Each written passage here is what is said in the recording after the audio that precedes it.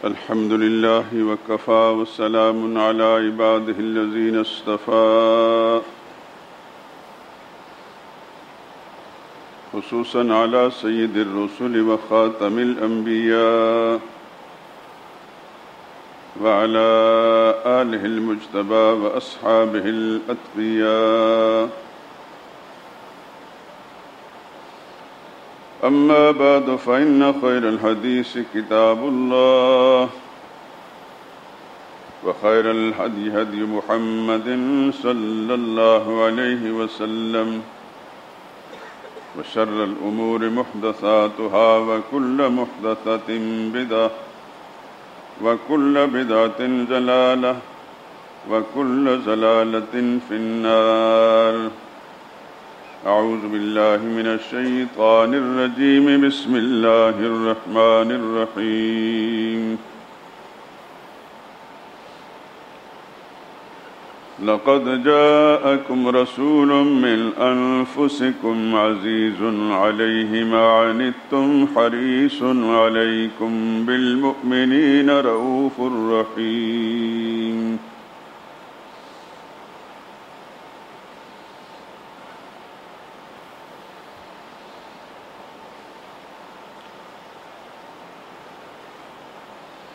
وقال الله تعالى في مقام آخر: النبي أولى بالمؤمنين من أنفسهم وأزواجه أمهاتهم.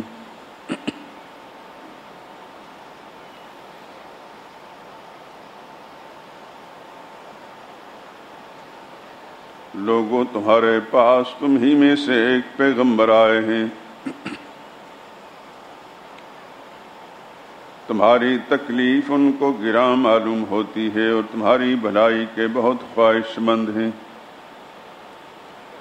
اور ایمان والوں پر نہایت شفقت کرنے والے اور مہربان ہیں۔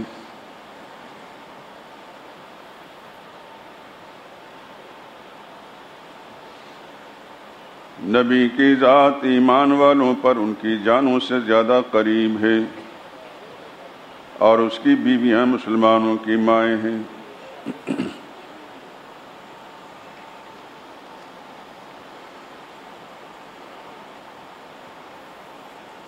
وقال رسول الله صلى الله عليه وسلم: إن الله اصطفى من ولد إبراهيم إسماعيل واصطفى من ولد إسماعيل بني كنانة واصطفى من بني كنانة قريشا واصطفى من قريش بني هاشم واصطفاني من بني هاشم.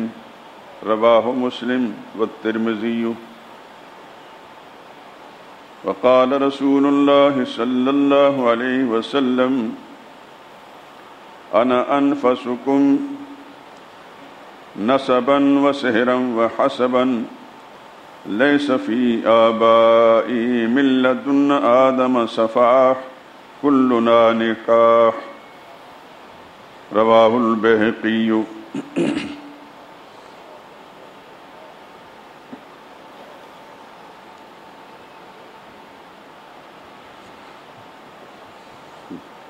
درود پاک پڑھ لیں۔ اللهم صل على محمد وعلى آل محمد كما صليت على إبراهيم وعلى آل إبراهيم إنك حميد مجيد. اللهم بارك على محمد وعلى آل محمد كما باركت على إبراهيم وعلى آل إبراهيم إنك حميد مجيد.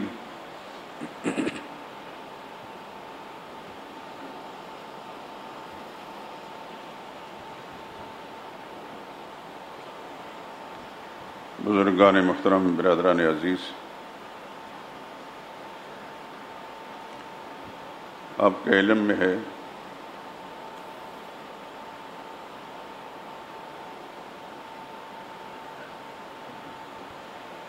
گزشتہ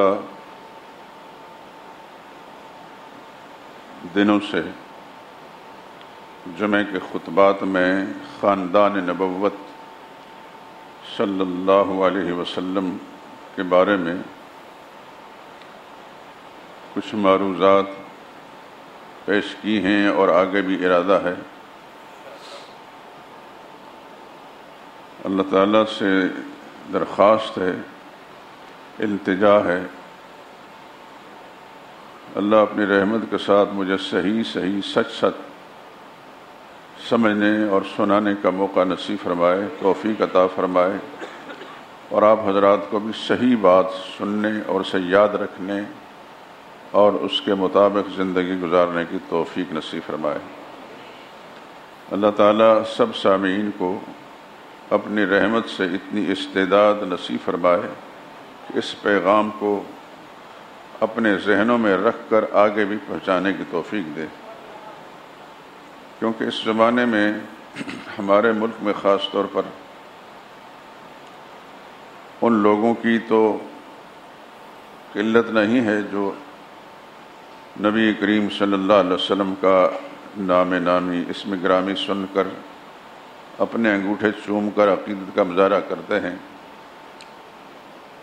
یا محفل میلاد منعقد کر کے یوں رسول اللہ صلی اللہ علیہ وسلم کے ساتھ عقیدت کا مظاہرہ کرتے ہیں، لیکن بہت کم لوگ ہیں جنہیں اس بات کی توفیق ہے کہ نبی کریم صلی اللہ علیہ وسلم کی بعثت کے مقاصد کو سمجھ کر اس کو اپنانے اور زندگی اس کے مطابق گزارنے کا عزم بالجزم کر لیں اور اپنی ذمہ داریوں کو سمجھیں اور پورا کریں۔ ایسے لوگوں کی تعداد بہت تھوڑی ہے۔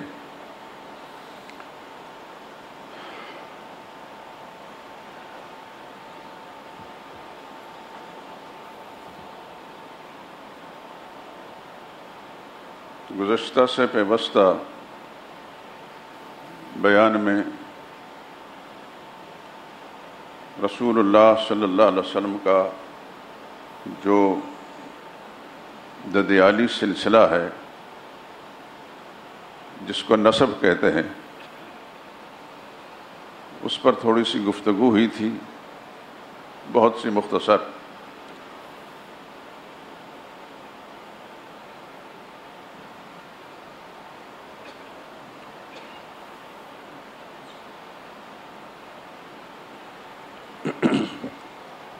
میں نے آپ حضرات کی خدمت میں عرض کیا تھا کہ رسول اللہ صلی اللہ علیہ وسلم کے دادا بزرگوار جناب عبد المطلب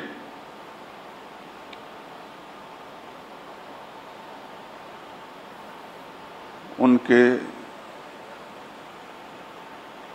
کی 16 اولادیں تھیں صحیح تحقیق کے مطابق۔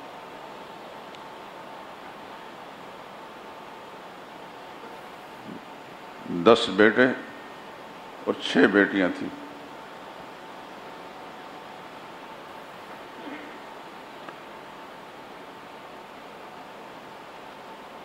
نبی کریم صلی اللہ علیہ وسلم کی جب ولادت ہوئی تو آپ کی ولادت سے پہلے آپ کے والد گرامی جناب عبداللہ اس دنیا سے چلے گئے تھے۔ عبد المطلب کی زندگی میں ان کے 2 بیٹے فوت ہوئے۔ سب سے بڑے بیٹے جن کا نام حارث تھا، یہ رسول اللہ صلی اللہ علیہ وسلم کے تایا تھے۔ ذہن نشین فرما لیجئے کہ حضور صلی اللہ علیہ وسلم کے صرف 2 تایا تھے۔ سب سے بڑے حارث تھے جو حضور کی ولادت سے بھی پہلے ہی فوت ہو گئے، نہ انہوں نے حضور کو دیکھا نہ حضور نے ان کو دیکھا، بلکہ عمر میں اتنے بڑے تھے وہ کہ ان کے بیٹے بھی اور ان کے پوتے بھی انہیں ایمان نصیب ہوا اور شرف صحابیت سے مستفید ہوئے۔ اگر انہیں حضور صلی اللہ علیہ وسلم کا زمانہ یعنی زمانہ اسلام ملتا تو شاید کہ وہ بھی ایمان لے آتے۔ ان کی وجہ سے جناب عبد المطلب ابو الحارث کہلاتے تھے، یہ کنیت تھی حارث کے باپ۔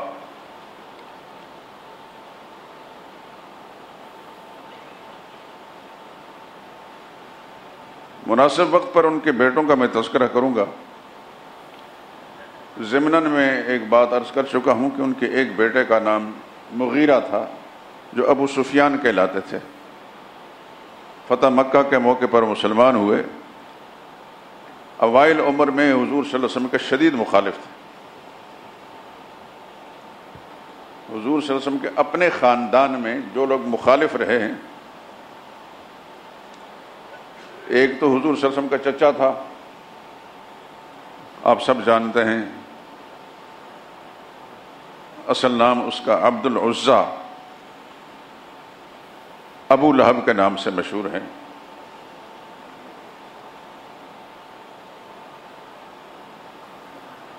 ان کے 3 بیٹوں کا ذکر آتا ہے،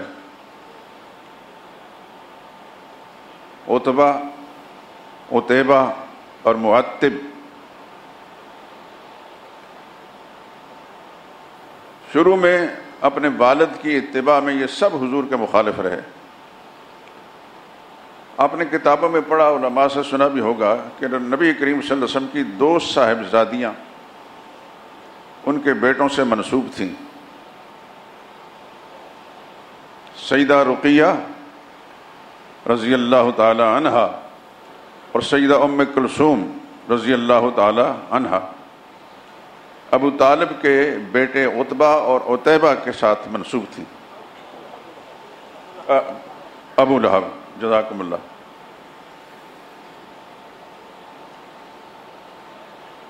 ابو لہب کے 2 بیٹوں عتبہ اور عتیبہ کے ساتھ منسوب تھیں. بعض کتابوں میں لکھا ہے کہ شادی ہو گئی تھی، لیکن اس زمانے کے رواج کے مطابق جو نکاح تھا وہ نکاح ہوا تھا، رخصتی نہیں ہوئی تھی.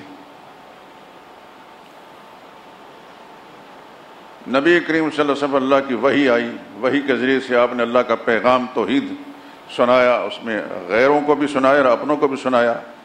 اور اپنوں میں سے سب سے پہلے جس نے مخالفت کی اور سب سے زیادہ مخالفت کی اور ساری زندگی کی وہ ابو لہب تھا. یہ پہلا شخص ہے جب رسول اللہ صلی اللہ علیہ وسلم نے اللہ کی توحید کا پیغام سنایا، اس نے پتھر اٹھا کر رسول اللہ صلی اللہ علیہ وسلم پر مارا تھا. اور اسی غصے میں پھر اس نے اپنے بیٹوں کو کہا انتقاماً محمد کی بیٹیوں کو طلاق دے دو.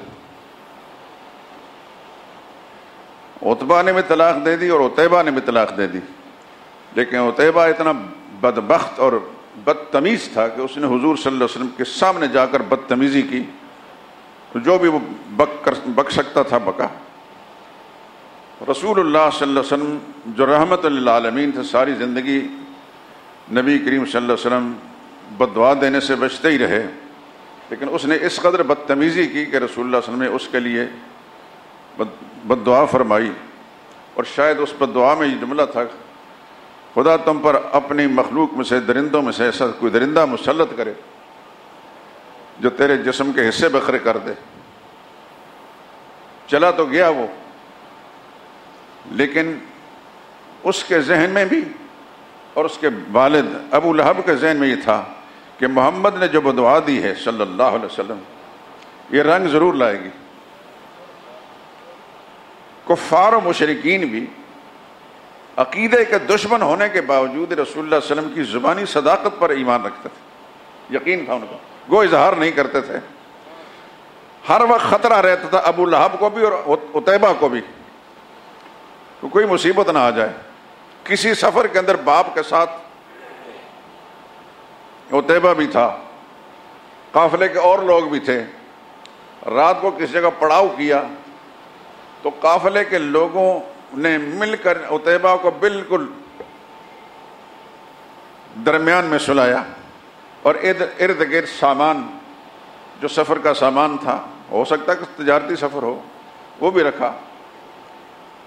لیکن جب میرے اللہ کے فیصلے آ جائیں تو کون روک سکتا ہے. اللہ پاک نے نبی کریم صلی اللہ علیہ وسلم کی اس بددعا کے اثرات کو ایسا ظاہر کیا، کوئی درندہ آیا، کوئی شیر، اور وہ اس خاموشی کے ساتھ آیا کہ ہر آدمی کو سونگتا رہا. لیکن جو اللہ پاک نے اس کے ذہن میں ڈالا تھا کہ فلاں آدمی کی جو جسم کی سمیل ہے اسی کو آپ نے چیرنا پھاڑنا ہے.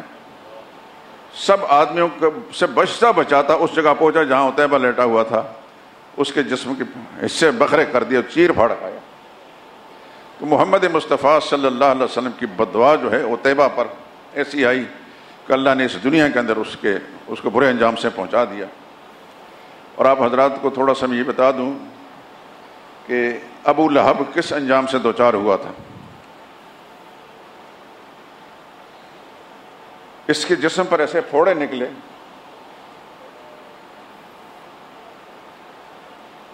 کہ وہ بڑھتے گئے اور وہ بدبودار ہو گئے، اتنے بدبودار ہوئے کہ گھر کے افراد بھی اس سے نفرت کرنے لگے، جہاں بھی اس کا وجود ہوتا دائیں بائیں بدبو پھیلتی، بالآخر وہ ہلاک ہو گیا، اور گھر کے کوئی آدمی اس کو ہاتھ لگانے کے لیے تیار نہیں تھا، حتیٰ کہ اپنے بیٹے بھی۔ عتبہ موجود تھا، معتب بھی موجود تھا۔ یاد رکھیں ان دونوں کو اللہ پاک نے بعد میں ہدایت سے نوازا، دونوں صحابی بنے، عتبہ بھی اور معتب بھی۔ عام لوگوں کو پتہ نہیں، وہ سب کو ایک لاٹھی سے ہانک دیتے ہیں، جیسے کہ ہمارے زمانے کا ایک مولوی، اللہ سے دعا کریں اللہ اس کو ہدایت دے، وہ ایک بڑی نیک لوگوں کی جماعت کے اندر کام کرتا تھا، اب وہ کسی اور لائن پر چل پڑا ہے۔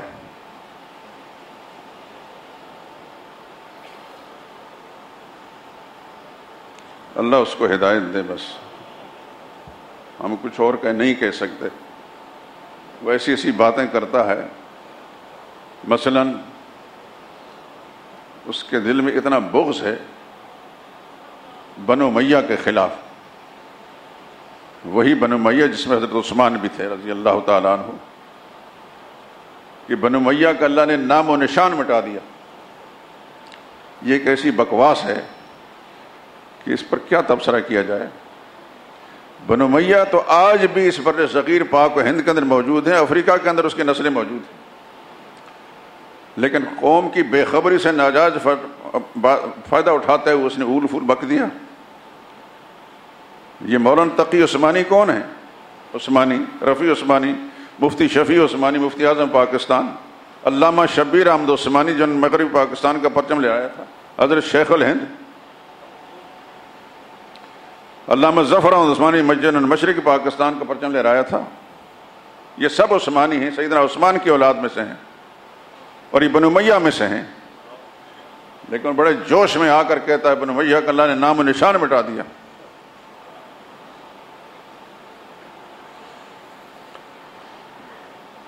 اللہ تعالیٰ ہدایت دے۔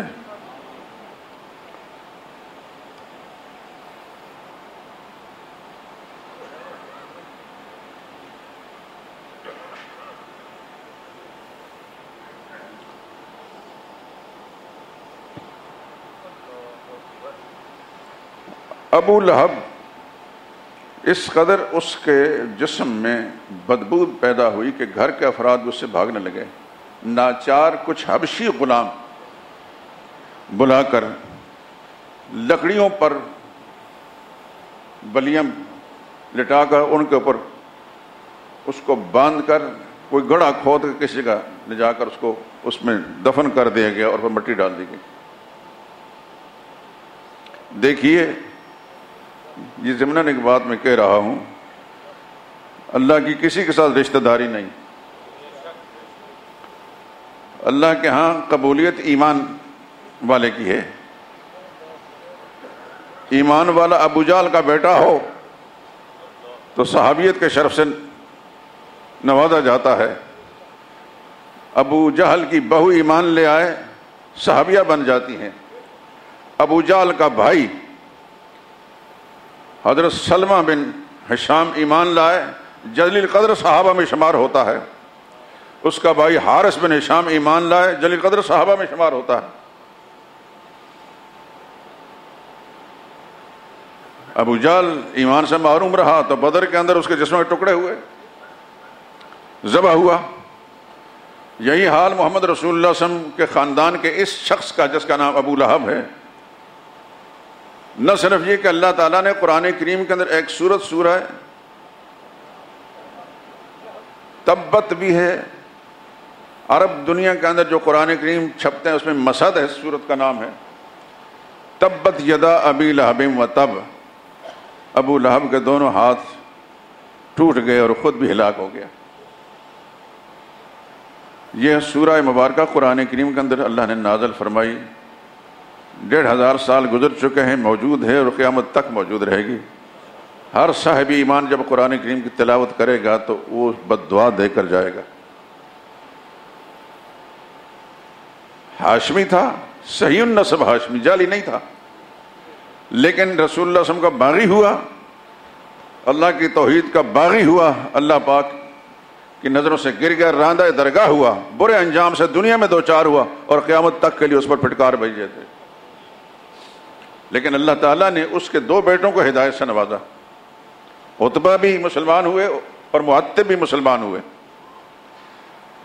اور ان کی ایک بیٹی کا تذکرہ تو مشہور ہے حدیثی کتابوں کے اندر، درہ بنت ابی لہب، اور بھی کچھ بیٹیاں ہیں میں انشاءاللہ ذکر کروں گا جن کو اللہ نے ایمان سے نوازا۔ اور یہ درہ وہ ہیں جن کا حدیث میں تذکرہ آتا ہے، جب یہ مدینہ طیبہ پہنچی تو جب پتہ چلا کہ یہ ابو لہب کی بیٹی ہے تو عام مسلمان خواتین نے طنزاً یہ کہنے شروع کیا ابو لہب کی بیٹی ہے، وہی جو رسول اللہ صلی اللہ علیہ وسلم کا شدید دشمن تھا۔ تو ظاہر بات ہے کہ کسی بھی خاتون کو، کسی بھی لڑکی کو، چاہے اس کے ماں باپ یا خاندان کے لوگ برے ہی گزرے کیوں نہ ہو، تکلیف تو ہوتی ہے۔ انہوں نے شکایت کی رسول اللہ صلی اللہ علیہ وسلم کے ساتھ، یا رسول اللہ یہ عورتیں جو مجھے باپ کی وجہ سے تانے دیتی ہیں۔ تو نبی کریم صلی اللہ علیہ وسلم نے اس وقت مسلمان خواتین کو مخاطب فرمایا، لا یوزا حی بمیت، کسی زندہ کو اس کے کسی میت رشتہ دار کی وجہ سے اذیت نہیں دی جائے گی۔ باپ بدترین مشرک، بیٹی مخلص صحابیہ، 2 بیٹے صحابی۔ یہ اللہ کی تقسیم ہے، اللہ تعالیٰ جس کو چاہتا ہے اپنے دین کے لیے ہدایت دے دیتا ہے، کھینچ لیتا ہے، جس کو چاہتا ہے راندہ درگاہ بنا دیتا ہے۔ ہماری اسلامی تاریخ کے اندر ابو جہل سب سے بڑا ناپسندیدہ انسان شمار ہوتا ہے، لیکن آپ دیکھتے ہیں کہ ابو جہل خود تو ایسا تھا، لیکن اللہ نے اس کے بیٹے کو بھی ہدایت سے نواز دیا۔ حضرت اکرمہ رضی اللہ تعالیٰ عنہ اور ان کی بہو ام حکیم جو ان کے بھائی کی بیٹی تھی، اللہ نے اس کو بھی صحابیت کے شرف سے نوازا، صحابیہ بنی۔ ابو جہل کے 2 بھائیوں کو اللہ پاک نے ہدایت سے نوازا، اور ایک بھائی جن کا نام میں نے سلمہ بتایا ہے، یہ تو قدیم الاسلام ہے، اور یہ وہ ہیں جن کے حق میں رسول اللہ صلی اللہ علیہ وسلم دعائے قنوت نازلہ پڑھتے رہے۔ ہوا یہ کہ جب یہ مسلمان ہو کر مدینہ طیبہ جا رہے تھے تو ابو جہل نے دھوکے سے ان کو بلایا کہ والدہ جو ہے پریشان ہے تمہاری وجہ سے، ان سے مل لو۔ والدہ کو ملنے کے لیے آئے تو گرفتار پکڑ لیا اور ان کو قید کر لیا۔ کتنی اذیتیں دی ہوں گی اللہ ہی جانتا ہے۔ مدینہ طیبہ میں رسول اللہ صلی اللہ علیہ وسلم کو جب اس بات کی اطلاع ملی تو حضور صلی اللہ علیہ وسلم نے پھر قنوت نازلہ پڑھی 1 مہینے تک۔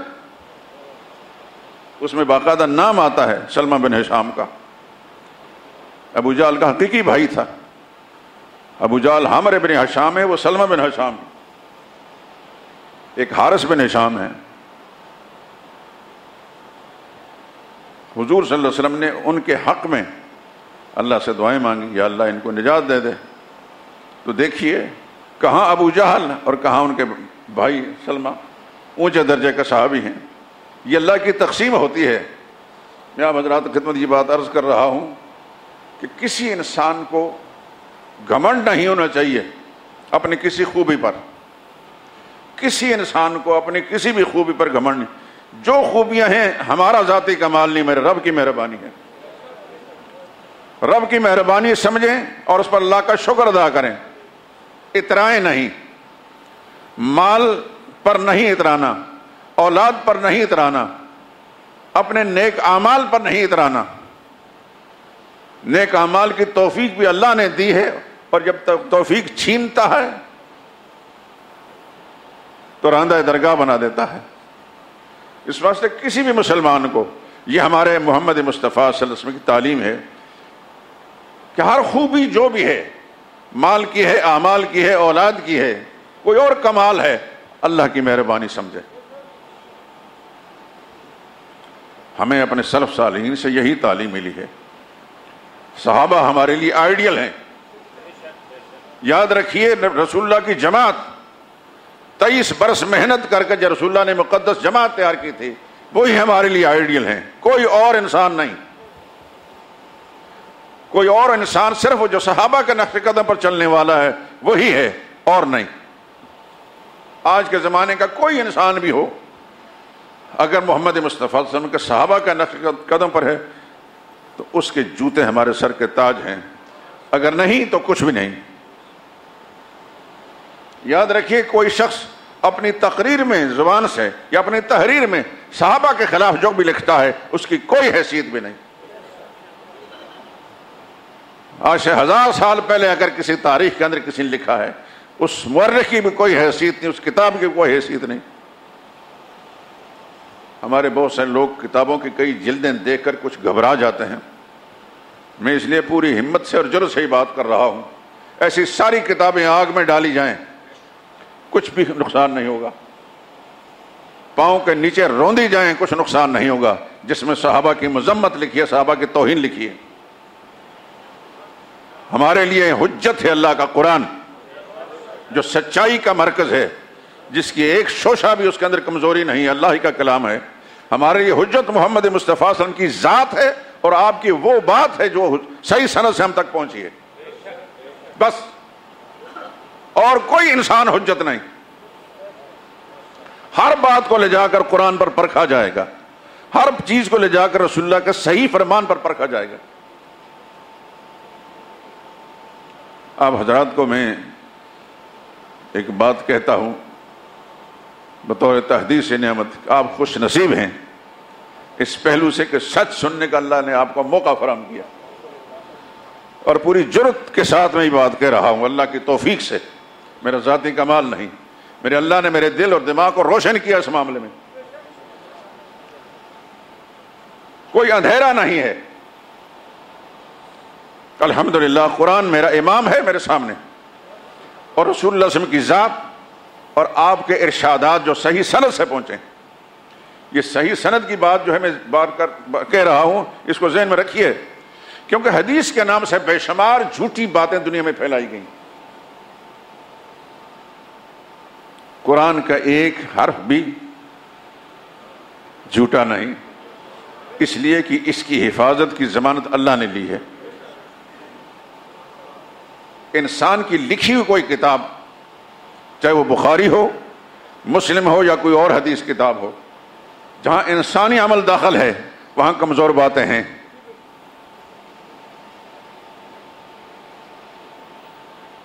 وہاں کمزور باتیں ہیں، اس واسطے ان کمزور باتوں کو اس اصول پر جو محدثین نے اصول وضع کیے ہیں، بنائے ہیں، ان اصولوں پر پرکھا جائے گا کون سی روایت صحیح ہے، کون سی روایت صحیح نہیں۔ ہر روایت کے اندر جتنے راوی آتے ہیں ان راویوں کو پرکھا جائے گا، اس کا بچپن کیسا تھا، اس کا لڑکپن کیسا تھا، اس کی جوانی کیسی تھی، اس کا کاروبار زندگی کیسا تھا، کہاں کہاں وہ گزارا اس نے۔ ایک ایک چیز محدثین نے پرکھی ہے اور پھر ذکر کیا ہے کہ یہ روایت صحیح ہے اور یہ روایت صحیح نہیں۔ اور صحیح نہیں میں 2 قسم کی روایتیں آتی ہیں۔ یہ ضعیف ہے، جو ضعیف روایت ہوتی ہے وہ فضائل میں کام آ جاتی ہے، کسی کی فضیلت ہو، کسی عمل کی فضیلت ہے، کسی انسان کی فضیلت ہے، لیکن ضعیف روایت احکام میں نہیں۔ حلال و حرام کے جہاں مسائل ہیں ضعیف روایت وہاں نہیں چلتی۔ کسی کی کوئی فضیلت بیان ہو رہی ہے اس کے اندر چلتی ہے ضعیف روایت۔ ایک ہوتی ہے موضوع روایت، موضوع کہتے ہیں من گھڑت، اس کا ہر صورت میں بیان کرنا بھی حرام ہے، سننا بھی حرام ہے۔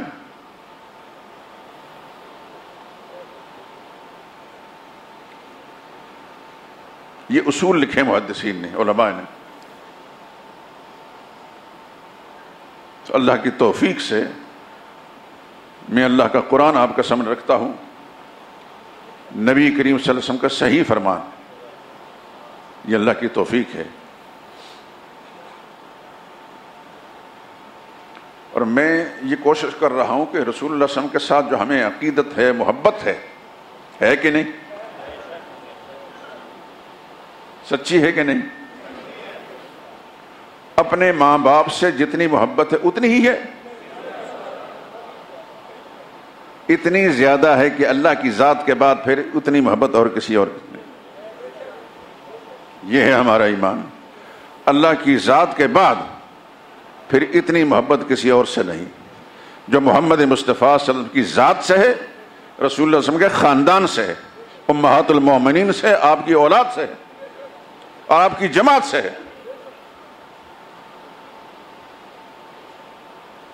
ہمارے ماں باپ کو گالی دے دے ہم برداشت کر لیں گے، لیکن نبی کی ذات کو گالی برداشت نہیں ہوتی۔ وہاں ایمان کو، اپنی جان کو قربان کر دینا نبی کی ناموس کے لیے، یہ سب سے بڑی سعادت ہے۔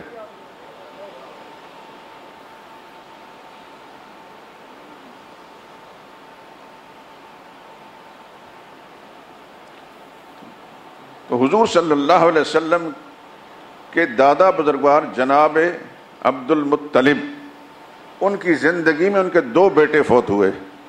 سب سے بڑے بیٹے جن کا نام حارث تھا، اور دوسرے جناب محمد مصطفیٰ صلی اللہ علیہ وسلم کے والد گرامی جناب عبداللہ، باپ کی زندگی میں فوت ہوئے۔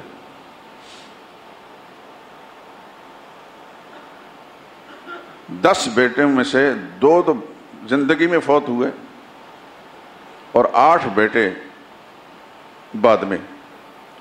ان 8 بیٹوں میں سے جو بڑے بیٹے تھے، جو رسول اللہ صلی اللہ علیہ وسلم کے تایا تھے، ان کا نام زبیر ہے، بھول نہ جانا، ان کا نام زبیر ہے، اور یہی زبیر نبی کریم صلی اللہ علیہ وسلم کے کفیل بھی رہے۔ انہوں نے کفالت کی تھی۔ ہمارے ہاں جو تاریخ کی کتاب ہے، جو ہم تاریخ مانتے ہیں، اس کے اندر پوری تفصیل کے ساتھ 1 سے زائد کتابوں کے اندر موجود ہے کہ نبی کریم صلی اللہ علیہ وسلم کی کفالت جناب زبیر نے کی، جو رسول اللہ صلی اللہ علیہ وسلم کے تایا تھے۔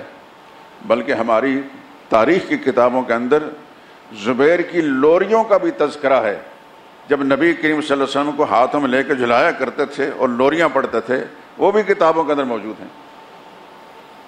حضور صلی اللہ علیہ وسلم کی کسی اور چچا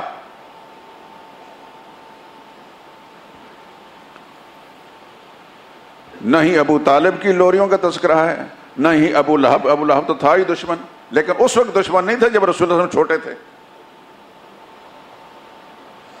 بلکہ یہ بات بھی آپ ذہن نشین فرما لیجئے کہ جب رسول اللہ صلی اللہ علیہ وسلم کی ولادت ہوئی اور آپ کی ولادت کی خوشخبری ابو لہب کی ایک کنیز، جن کا نام کیا نام ہے، سویبہ یا سویبہ، آج کل لوگوں نے صوبیہ نام رکھا ہوا بچیوں کے، بڑے پڑھے لکھے لوگ ہیں ہمارے۔ یاد رکھیے رسول اللہ صلی اللہ علیہ وسلم کی پیدائش کی، ولادت کی خوشخبری اپنے آقا کو، ابو لہب کو، ان کی کنیز سویبہ، بعض نے سویبہ لکھا ہے، سویبہ ہی کہوں گا میں، انہوں نے جب دی تو وہ حضور کی ولادت پر اتنا خوش ہوا، کون؟ ابو لہب، کہ جہاں وہ کھڑی تھی اپنی اس نے 2 انگلیوں سے اشارہ کر کے اتنی بڑی خوشخبری سنائی کہ میرے مرحوم بھائی کے یہاں بیٹا پیدا ہوا ہے، جا تو آزاد ہے۔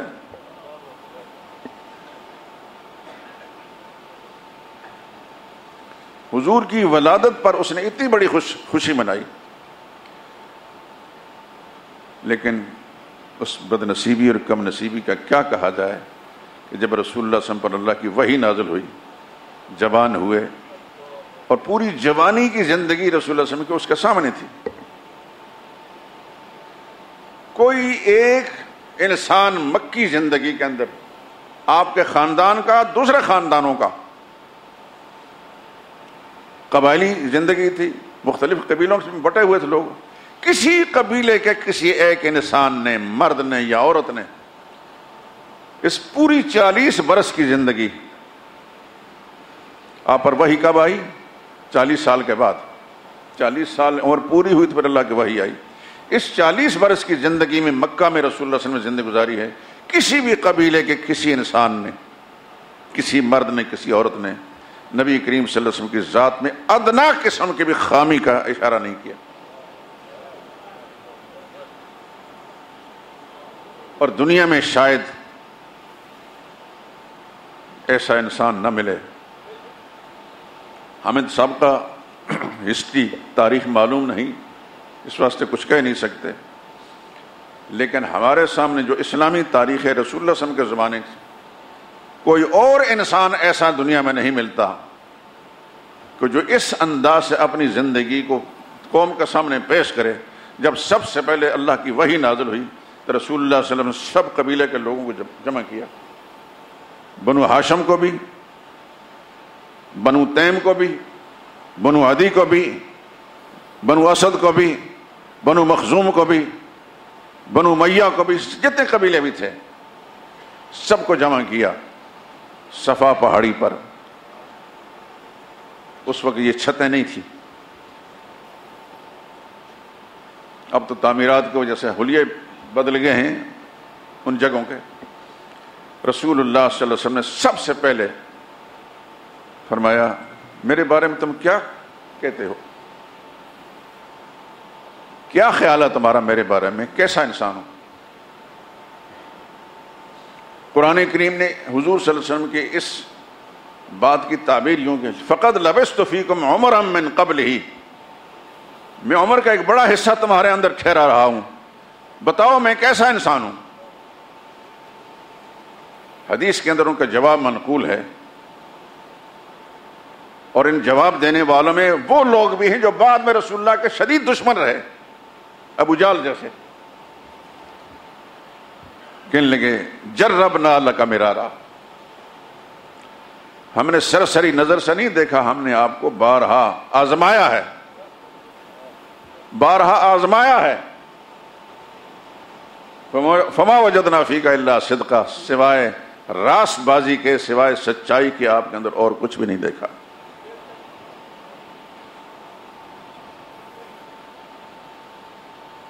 یہ پہلا ریفرینڈم تھا رسول اللہ صلی اللہ علیہ وسلم اپنے ذات کے بارے میں قریش مکہ سے لیا.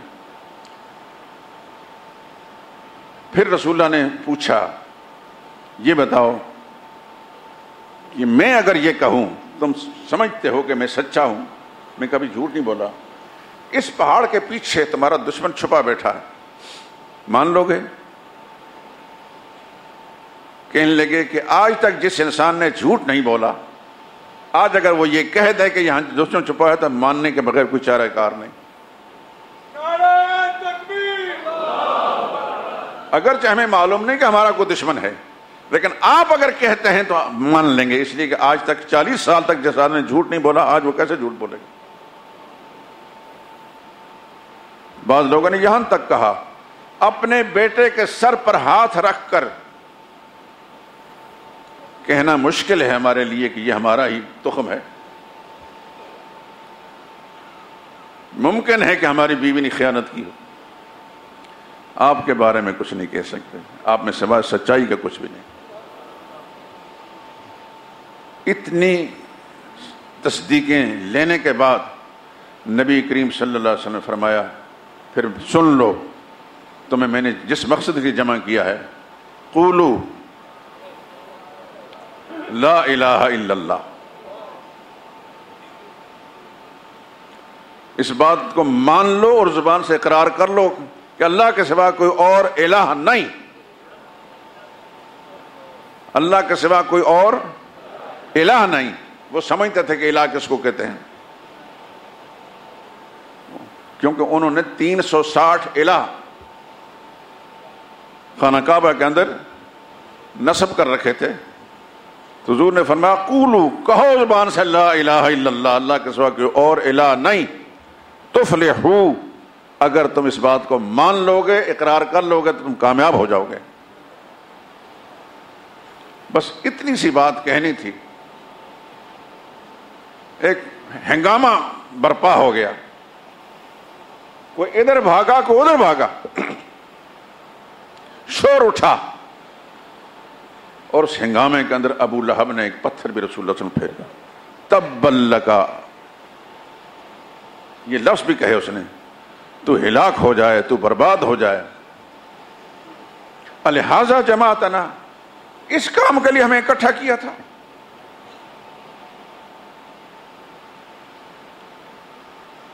قرآن کریم میں ہے وَانْطَلَقَ الْمَلَأُ مِنْهُمْ، یہ سارے چودھری مکہ کے جتنے بھی اکٹھے ہوئے تھے، ملا اس کو کہتے ہیں قرآن کریم کی زبان میں، وَانْطَلَقَ الْمَلَأُ مِنْهُمْ، چل پڑے، بھاگ پڑے، کوئی ادھر گیا کوئی ادھر گیا، جتنے ملا تھے، جتنے چودھری تھے، نمبردار تھے، جتنے خان تھے، جتنے وڈیرے تھے،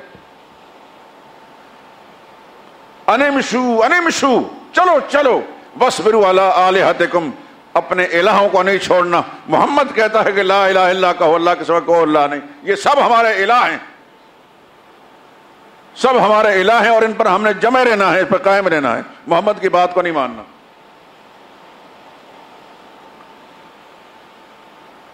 یہ پہلا پیغام تھا محمد مصطفیٰ صلی اللہ علیہ وسلم کا۔ وہ 40 سالہ زندگی جو ان کے سامنے تھی، اب صرف عقیدے کے اس مسئلے پر سب حضور صلی اللہ علیہ وسلم کے نیکیوں پر انہیں پانی پھیر دیا۔ غیر تو غیر اپنے بھی دشمن بن گئے۔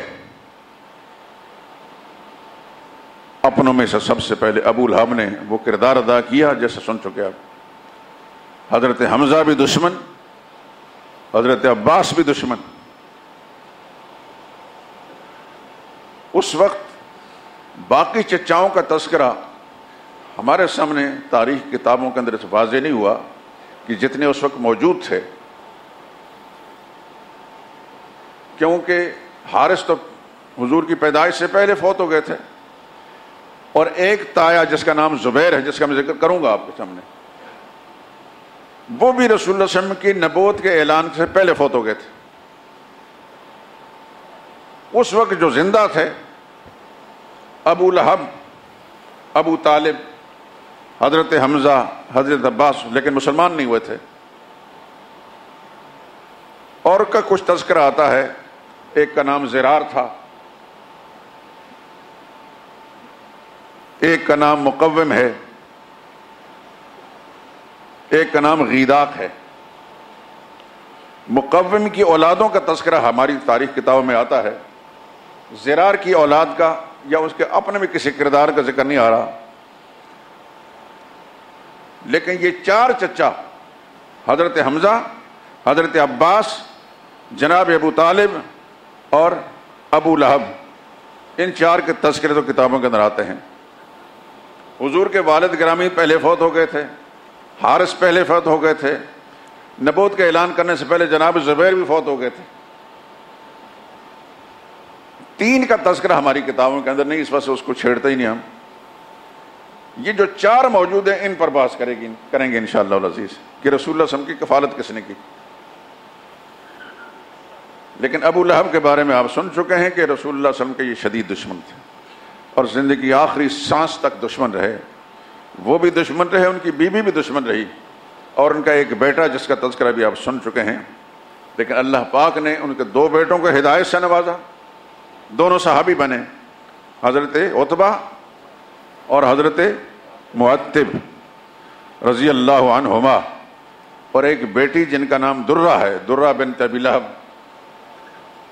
اور بھی بیٹیوں کا تذکرہ ہے لیکن درہ مشہور ہیں، ضرور پڑھی تو انشاءاللہ ان کا تذکرہ کروں گا میں انشاءاللہ۔ ان کو اللہ پاک نے ہدایت سے نوازا۔ ان میں سے حضرت عباس رضی اللہ تعالیٰ عنہ اور حضرت حمزہ رضی اللہ تعالیٰ عنہ، یہ 2 چچا، ان کی حضور صلی اللہ علیہ وسلم کے ساتھ عمریں قریب تھیں، 3 سال یا 4 سال کا فرق۔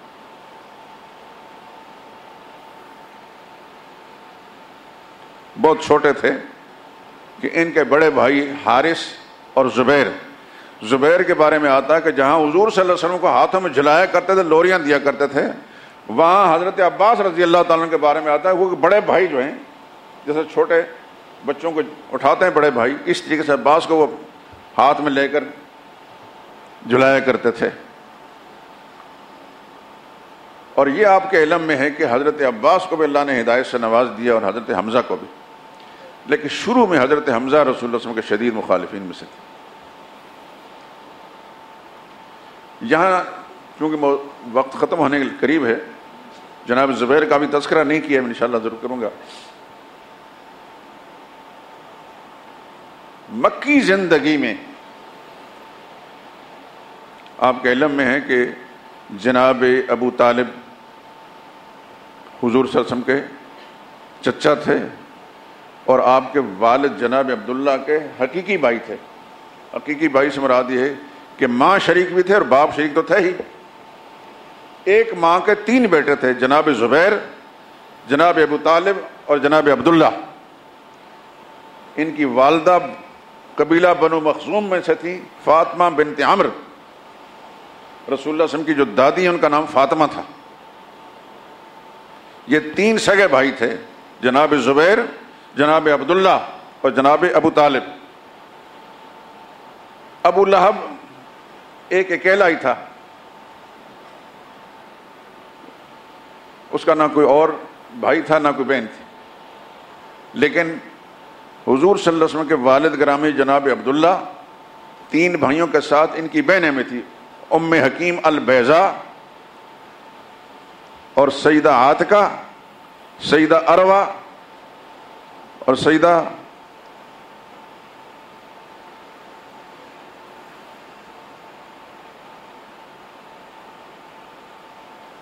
نام آج ذہن میں آ جائے گا. بعض کتابوں کے اندر 4 بہنوں کا تذکرہ آتا ہے، بعض میں 5 بہنوں کا تذکرہ آتا ہے کہ ایک ماں سے 3 بیٹے اور 4 بیٹیاں جناب مطلب کی، جو رسول اللہ صلی اللہ علیہ وسلم کی پھوپھیاں تھیں. اور حضرت حمزہ رضی اللہ تعالی عنہ، ان کی والدہ کا نام حالہ تھا. یہ حضرت حمزہ رضی اللہ تعالیٰ عنہ کی والدہ جو تھیں، یہ رسول اللہ صلی اللہ علیہ وسلم کی والدہ کی سگی چچا زاد بہن تھی. سیدہ حالہ اور سیدہ آمنہ یہ چچا زاد بہنیں تھیں. جناب عبد المطلب جب رسول اللہ صلی اللہ علیہ وسلم کے والد گرامی کا رشتہ لینے کے لیے بنو زہرہ خاندان میں گئے، اور وہب نامی ایک شخص جو رسول اللہ کے نانا تھے، ان اس کی بیٹی کا رشتہ مانگا عبداللہ کے لیے، یعنی سیدہ آمنہ کا رشتہ مانگا اپنے صاحبزادے عبداللہ کے لیے. تو عبداللہ کا رشتہ ہو گیا. تو ان کے دوسرے بھائی، وہب کے دوسرے بھائی جن کا نام اوہیب لکھا ہے، کسی نے وہیب لکھا ہے، ان کی بیٹی کا نام حالہ تھا، اس کا رشتہ اپنے لیے مانگ لیا.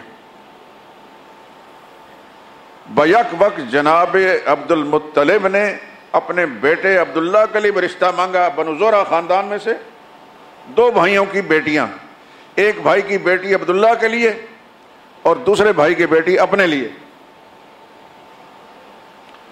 جو اپنے لیے رشتہ مانگا ان کا نام حالہ تھا، جو حضرت حمزہ رضی اللہ تعالی عنہ کی والدہ تھی، اور حضور صلی اللہ علیہ وسلم کی ایک پھوپھی جن کا نام صفیہ ہے رضی اللہ تعالی عنہا، ان کی بھی والدہ تھی. بات سمجھ میں آ رہی ہے کہ نہیں آ رہی؟ بنو زہرہ خاندان میں رسول اللہ صلی اللہ علیہ وسلم کے دادا بزرگوار نے رشتے طلب کیے. ایک رشتہ وہب کی بیٹی سیدہ آمنہ جناب عبداللہ کے لیے، اور وہیب کی بیٹی سیدہ حالہ اپنے لیے. اس زمانے میں شاید اس طرح کرے تو لوگ پتہ نہیں طرح طرح کی باتیں کریں گے، اس زمانے میں کوئی باتیں نہیں ہوتی تھی. جناب عبد المطلب نے ایک بھائی کی بیٹی سے خود نکاح کر لیا، ایک بھائی کی بیٹی اپنے بیٹے جناب عبداللہ کے لیے، اور اپنے لیے جو رشتہ مانگا ان کا نام حالہ تھا. ان کی اولاد میں سے حضرت حمزہ کی والدہ تھی، حضرت صفیہ کی والدہ تھی، اور جناب وہب کی بیٹی سیدہ آمنہ محمد مصطفیٰ صلی اللہ علیہ وسلم کے والد گرامی جناب عبداللہ کے لیے مانگی، جن سے محمد مصطفیٰ صلی اللہ علیہ وسلم پیدا ہوئے.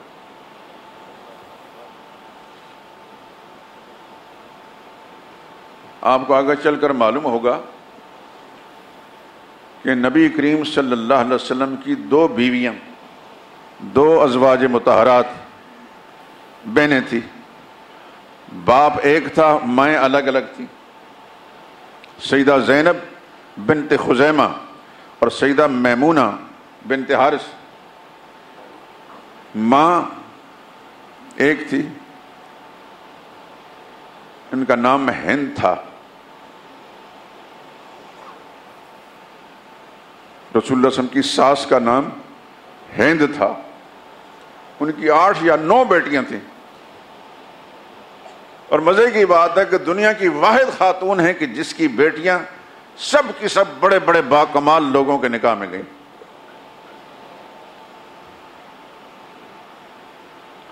اب محمد مصطفیٰ صلی اللہ علیہ وسلم سے بڑا بھی باکمال کو ہو سکتا ہے؟ ان کے نکاح میں 2 بیٹیاں یکے بعد دیگر آئیں، سیدہ زینب بنت خزیمہ اور دوسری آخری نکاح جو حضور نے کیا حضرت میمونہ بنت حارث۔ ان ہند کی دامادوں میں سے حضرت جعفر بن ابی طالب بھی ہیں، ان کے دامادوں میں سے حضرت ابوبکر صدیق بھی ہیں،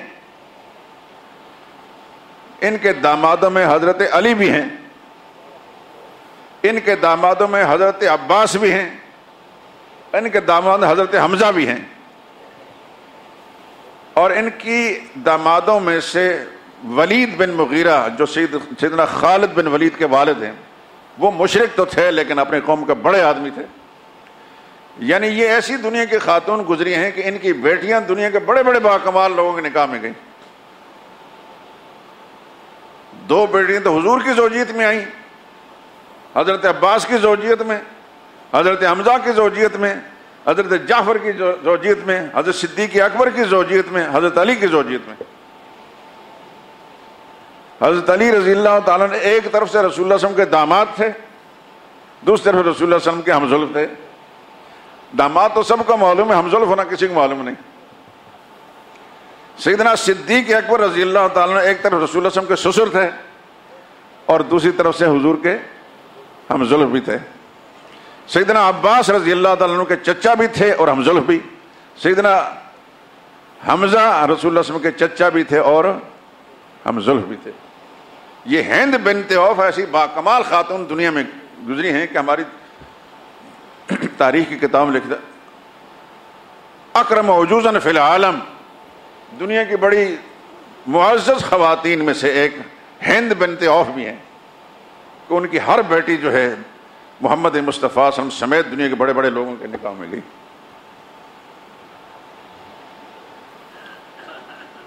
تو عرض کر رہا تھا کہ نبی کریم صلی اللہ علیہ وسلم خاندان کے لوگ، ان کے بارے میں لوگوں کو بڑے سرسری معلومات ہیں۔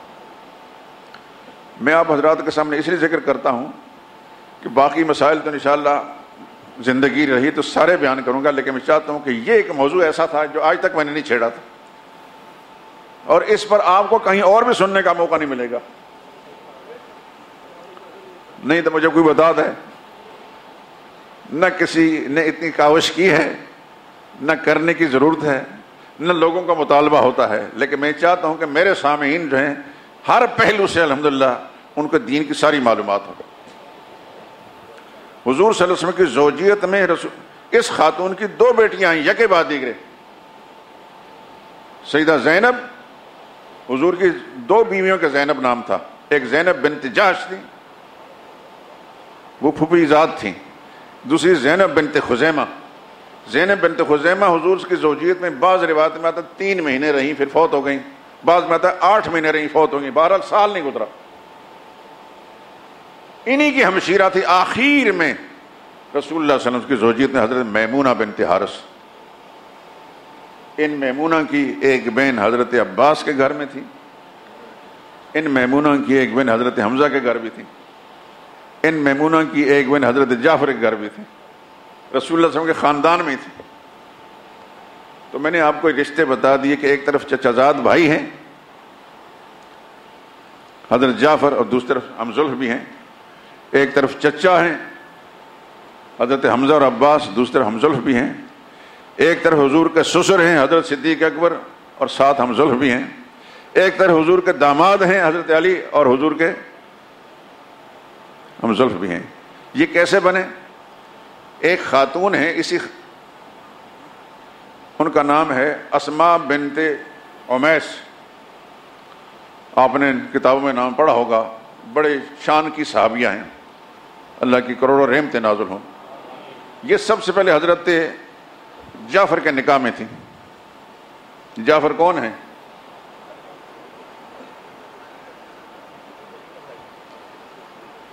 جناب ابو طالب کے بیٹے سیدنا علی رضی اللہ عنہ کے بھائی ہیں، اور جعفر الطیار یہ غزوے میں شہید ہوئے۔ ان کو حضور نے فرمایا تھا جھنڈا آپ نے لینا ہے، ان کو جھنڈا ہاتھ میں تھا تو دشمن نے تلوار ماری، ہاتھ کٹ گیا، انہیں دوسرے ہاتھ میں جھنڈا پکڑ لیا۔ کیا لوگ تھے! دشمن نے وہاں میں تلوار میں وہ ہاتھ کٹ گیا، پھر انہوں نے کٹے ہوئے ہاتھوں کے درمیان جھنڈا پکڑ لیا، بالآخر شہید ہو گئے۔ حضور نے فرمایا، اسی وقت اللہ نے اطلاع دے دی کہ جعفر کے دونوں ہاتھ کٹ کے، فرمایا جعفر جنت میں پہنچ گئے اور اللہ پاک نے دونوں ہاتھوں کے بدلے میں 2 پر دیے ہیں، جنت میں اڑ رہے ہیں۔ اس لیے ان کو جعفر الطیار کہتے ہیں، وہ جعفر جو اڑنے والا ہے۔ یہ سیدنا علی کے بڑے بھائی تھے۔ ان 4 بھائیوں کے اندر 10 سال کا فرق تھا۔ سیدنا علی سے 10 سال بڑے حضرت جعفر تھے، ان سے 10 سال بڑے حضرت عقیل تھے، اور حضرت عقیل سے 10 سال بڑے طالب تھے، جن کی وجہ سے ابو طالب کا 3 بھائیوں کو اللہ نے ہدایت سے نوازا، ایمان والے تھے۔ طالب کافر رہے، کفر پر مرے، بعض نے کہا غزوہ بدر کے اندر مشرکین کے ساتھ ہے اور وہاں مسلمانوں کے ہاتھوں سے قتل ہوئے، لیکن بھائیوں کی عمروں میں 10 سال کا فرق تھا۔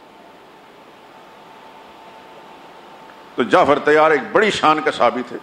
ان کے نکاح میں تھے حضرت اسماء بن عمیس۔ جب وہ شہید ہوئے، ان کے ساتھ ابو بکر صدیق نے نکاح کیا۔ ابو بکر صدیق جب فوت ہوئے تو پھر ان کے ساتھ حضرت علی نے نکاح کیا۔ تو ایک ہی خاتون بیک وقت 3 آدمیوں مختلف اوقات کے اندر 3 افراد کے نکاح میں رہیں، سیدنا جعفر، سیدنا ابو بکر صدیق اور سیدنا علی رضی اللہ تعالیٰ عنہ۔ لیکن بڑی شان کی صحابیہ ہیں، رسول اللہ صلی اللہ علیہ وسلم کی سالی بھی تھیں، لیکن ان کے بڑے مناقب ہیں، پھر کسی موقع پہ بیان کروں گا۔ اللہ تعالیٰ نے ان کو بڑے رتبے عطا فرمائے۔ یہ تاریخ کا موضوع خشک بھی ہے، لیکن جس آدمی کو اس کا چسکا پڑ جائے نا تو پھر بڑا لذیذ ہوتا ہے۔ جب معلومات ہوتی ہیں نا انسان کو اپنے سلف صالحین کے بارے میں، اپنے نبی کے بارے میں، نبی کی جماعت کے بارے میں، نبی کے خاندان کے بارے میں، تو انسان کو بڑی خوشی ہوتی ہے۔ میرا خیال یہ کہ آپ حضرات کو اگر بات سمجھ میں آئی ہے تو یقیناً سیدنا معاویہ کے والد گرامی کا نام مشہور تو ہے ابو سفیان، لیکن نام تھا صخر، صاد خا اور را۔ جب اس پر بات کریں گے تو انشاءاللہ عزیز ساری باتیں آپ کو سمجھ آئے گی۔ سبحانک اللہم و بحمدک اشہد ان لا الہ الا انت۔